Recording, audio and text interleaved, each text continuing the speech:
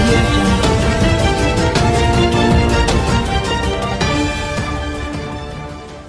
మా నియోజకవర్గం వచ్చే ముందు చాలా మంది సీనియర్ లీడర్లు చెప్పారు, పట్టిసీమ వ్యతిరేకించిన జగన్మోహన్ రెడ్డిని మనం ఎందుకు రానివ్వాలి, మనం అతన్ని ఆపుదాం, నిలదీద్దాం, క్షమాపణ చెప్పమని అడుగుదాం, మన ప్రాంతం అభివృద్ధి చెందడం అతనికి ఇష్టం లేదా అంటే మనం కూడా ఎడారైపోవాలా, రాజస్థాన్ ఎడారులాగా మనం అయిపోయి మనం అతని దగ్గర పాలిగాళ్ల దగ్గర ఇది చేయాలా అని చెప్పి అందరూ అడిగారు. కానీ తెలుగుదేశం పార్టీకి ఒక మంచి సంస్కృతి ఉంది, ఓ సంప్రదాయం ఉంది.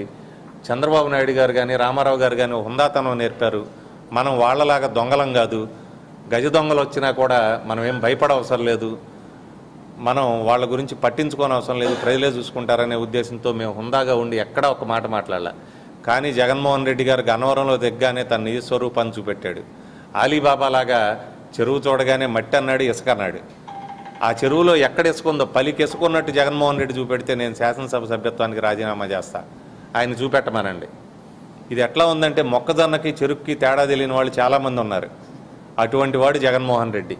ఆయనకి ఎంతసేపటికి విజయసాయిరెడ్డి చెప్పే ఆడిటింగు, విజయసాయిరెడ్డి చెప్పే లెక్కలు, ఏ కంపెనీని ఎలా ముంచాలి, ఏ పారిశ్రామికవేత్తని ఎలా జైలుకు పంపాలి, ఏ ఐఏఎస్ ఆఫీసర్ని ఎలా పంపాలి అనేది తప్పితే ప్రజల కష్టాలు తెలిసిన వాడు కాదు. మన ఇళ్లలో మన ఇంట్లో వాడు ఎవడన్నా చచ్చిపోతే బాధపడతాం, 1-2 రోజులు మైండ్ పనిచేయదు, కనీసం కార్యక్రమం అయ్యే వరకు ఇంకోటి ఆలోచించాం. కానీ తండ్రి శవాన్ని పెట్టుకొని సంతకాలు సేకరించిన జగన్మోహన్ రెడ్డి నుంచి ఇంతకన్నా విఘ్నత, ఇంతకన్నా సంస్కారం కూడా మనం ఊహించలేం. నేను ఇంకా పదునుగా మాట్లాడగలను. జగన్మోహన్ రెడ్డికి నేను చెబుతా ఉన్నా, మీరు ప్రతిపక్ష నాయకుడు, హుందాగా వ్యవహరించండి, మాలో తప్పు ఉంటే చెప్పండి, ఖచ్చితంగా మీరు నిరూపించగలిగితే నేను శాసనసభ సభ్యత్వానికి రాజీనామా చేస్తా. మీరు 15 కోట్ల రూపాయలు అవినీతి జరిగిందన్నారు, 35 కోట్ల రూపాయలు అవినీతి జరిగిందన్నారు. మీకు ఇంగ్లీష్ చదవటం రాదా? లిఫ్ట్కి శాంక్షన్ చేసిన డబ్బులు అవినీతా? అది మట్టి తవ్వినట్ట? అంటే మీరు ఏం మాట్లాడాలనుకుంటున్నారు, ఏం సందేశం ఇస్తున్నారు? మీ వెమ్మట తీసుకెళ్ళి బాజా భజంత్రీలు తీసుకెళ్ళి ఏది పడితే అది మాట్లాడితే ప్రజలు నమ్ముతారు అనుకుంటున్నారేమో.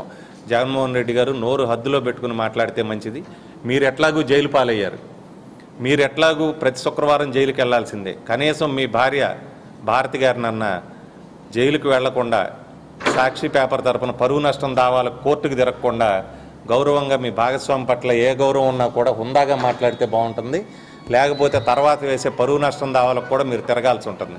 ముఖ్యమంత్రి అవటం సంగతి తర్వాత వెళ్ళి జైలు బోన్లో కూర్చోవాల్సి ఉంటుంది. నేను చాలా సీరియస్గా చెప్తా ఉన్నా.